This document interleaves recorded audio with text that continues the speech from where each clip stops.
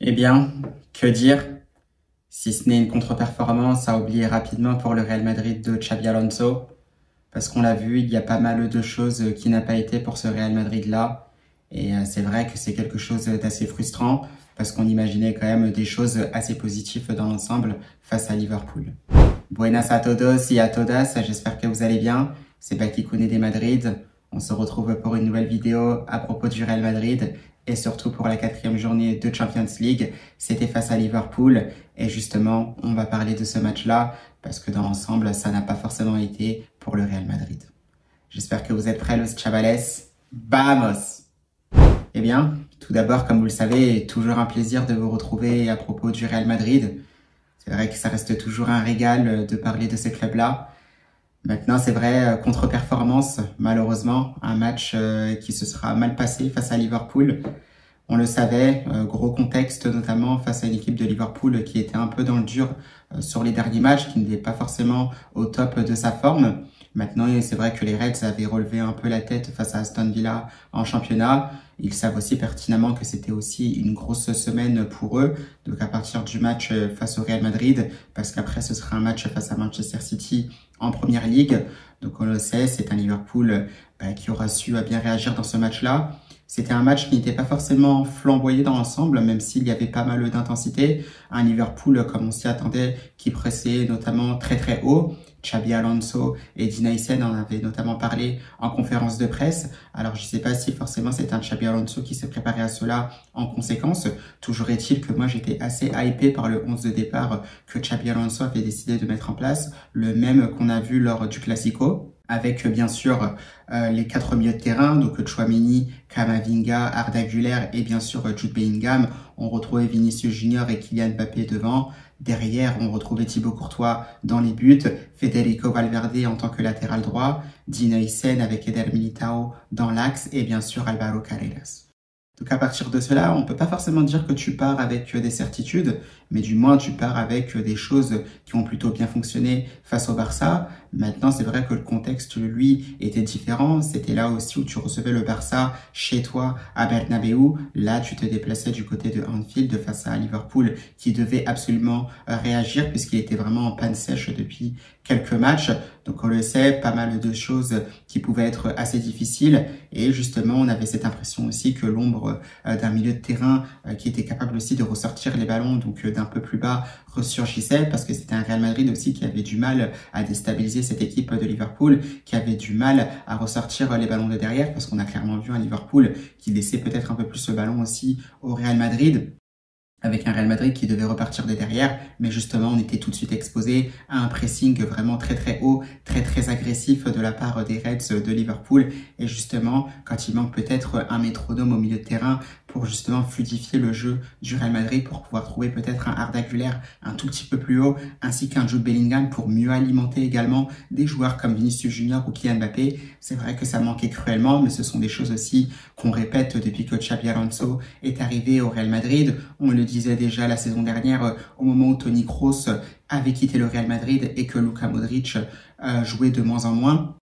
Donc voilà, encore une fois, tu es exposé à tes anciens problèmes et c'est vrai que ça reste beaucoup plus dur. Maintenant, c'est vrai que tu arrivais quand même par moments à ressortir de ces pressings. Il y avait des phases de possession qui pouvaient être intéressantes. On arrivait à mettre notamment Vinicius Junior dans de bonnes dispositions pour qu'il puisse jouer les 1 contre 1. Et là où c'est vrai qu'on attendait beaucoup mieux de Vinicius Junior, il a été en difficulté face à Bradley, d'un 1 contre 1 qui ne passait pas forcément. C'est vrai que je trouvais qu'Alvaro Carreras ne dédoublait pas forcément sur ce côté gauche.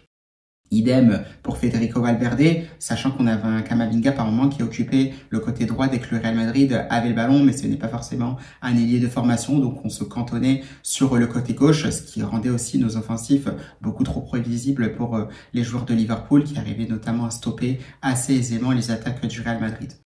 Donc voilà, ça c'était des choses un peu agaçantes. Il y avait quelque chose qui pouvait être intéressant, c'était notamment une combinaison qu'on retrouve entre Mbappé, Bellingham et Vinicius Junior. Donc c'est un peu un 1-2-3, on a Vinicius Junior qui trouve Bellingham.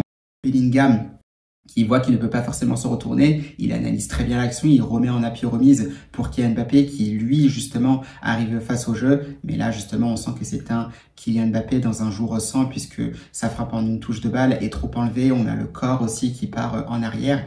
Malheureusement, frappe qui n'est pas cadrée. Donc on peut dire que c'est un peu la seule demi-occasion qu'il y a eu pour le Real Madrid, puisqu'après on a un Jude Bellingham qui arrive à s'incorporer dans la surface de réparation. Il essaye une frappe du gauche à ras de terre. Donc on a le gardien de Liverpool qui arrive à repousser ce ballon. Donc voilà, c'est à peu près la seule chose où on a vraiment vu le Real Madrid. Parce qu'après, en deuxième mi-temps, c'était vraiment le néant. On subissait vraiment les foudres des offensifs de Liverpool. Et justement, après, sur un coup de pied arrêté, là où justement on disait que Liverpool était aussi très dangereux, coup de pied arrêté très bien botté par Dominique Szoboszlai. Et derrière, c'est Mac Allister qui profite de l'absence de marquage de la défense madrilène. Il catapulte le ballon de la tête. Un Thibaut Courtois qui ne peut rien faire, qui avait repoussé pas mal de tentatives de la part de Liverpool, notamment celle de Dominique Szoboszlai.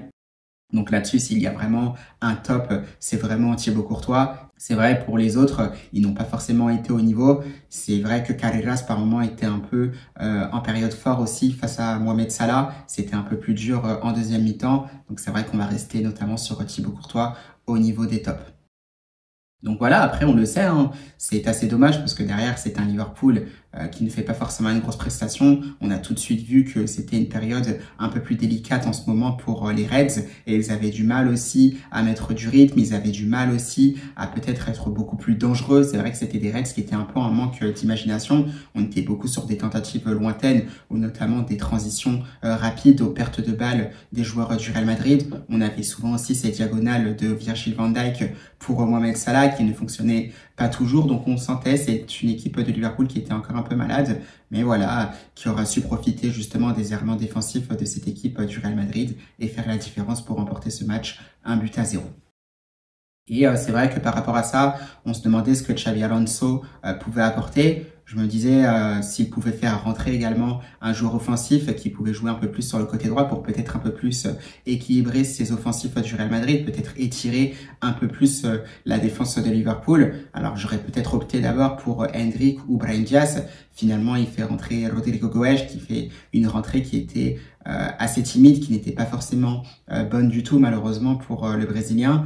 Donc derrière, c'est vrai qu'il avait du mal aussi à presser. On sentait que c'était un Real Madrid qui ne pressait plus forcément parce que par moments, il y avait des bons contre-pressing, notamment en première mi-temps. Ça s'est complètement stoppé en deuxième. Et là, attention parce que tout ce que demandait Xabi Alonso, ça a été un peu oublié, notamment dans cette deuxième période. Et derrière, tu ne vois rien, tu retombes un peu aussi dans tes travers. On parlait aussi justement de ce qu'on avait vu face à l'Atlético de Madrid. C'est un Real Madrid malgré tout qui a quand même du mal face aux grosses équipes, notamment à l'extérieur. Tu échoues face à l'Atlético de Madrid. Là, encore une fois, face à Liverpool, on voit quand même qu'il y avait peut-être de bonnes choses, mais pas suffisamment. Mais voilà, tout ce qu'on retient, c'est surtout déjà que tu as du mal, encore une fois, face aux grosses équipes. Tu es un peu sur la continuité de la saison passée, même s'il y a cette victoire face au Barça. Et on sait, c'est un Real Madrid qui devra travailler davantage pour être au niveau des grosses équipes, pour espérer faire un gros parcours en Champions League dans cette saison 2025-2026. Parce qu'à ce train-là, si tu n'arrives pas à te qualifier directement pour les huitièmes de finale,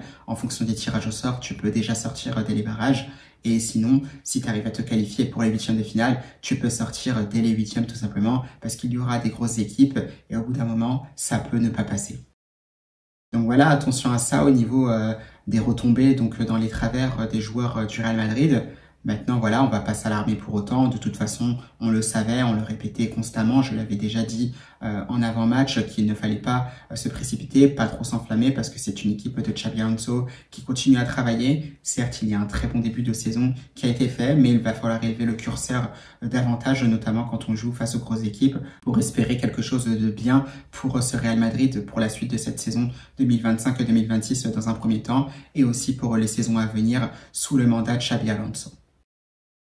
Donc voilà, Los Chavales, au final, je n'ai pas forcément grand-chose à dire sur la prestation du Real Madrid, si ce n'est que c'est un Xabi Alonso qui devra quand même continuer à chercher au niveau des compositions d'équipe qui peuvent être mises en place pour le Real Madrid.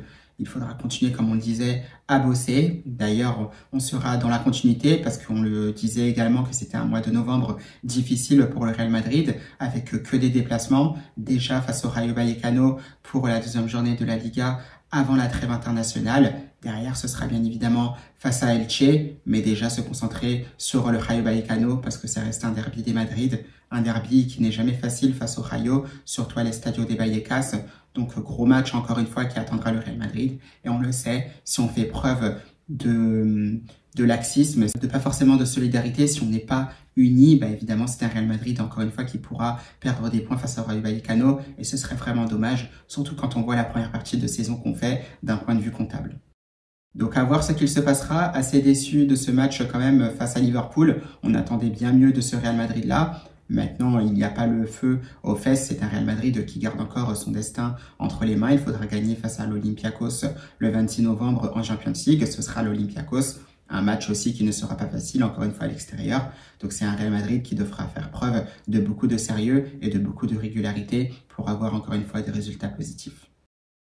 Donc voilà, je vais rester quand même sur une bonne note. C'est le top pour Thibaut Courtois qui encore une fois nous aura sauvés. Encore une fois, des parades décisives qui aura évité au Real Madrid de sombrer à Anfield parce que ça aurait pu finir en 3-0 facilement. Heureusement pour nous, Thibaut Courtois était là et on espère qu'il continuera comme ça parce que ce qu'il fait depuis plusieurs saisons maintenant, Thibaut Courtois, c'est tout simplement incroyable. Et justement, c'est lui par moment aussi qui mène le Real Madrid à gagner des titres majeurs. Donc voilà, Luis Chavales, ce sera tout pour cette vidéo de débrief pour Liverpool-Real Madrid. Bien évidemment, on se retrouve prochainement pour la deuxième journée de la Liga qui sera donc ce week-end entre le Rayo Vallecano et le Real Madrid. Donc belle fin de semaine à tous, Luis Chavales, et surtout à la Madrid.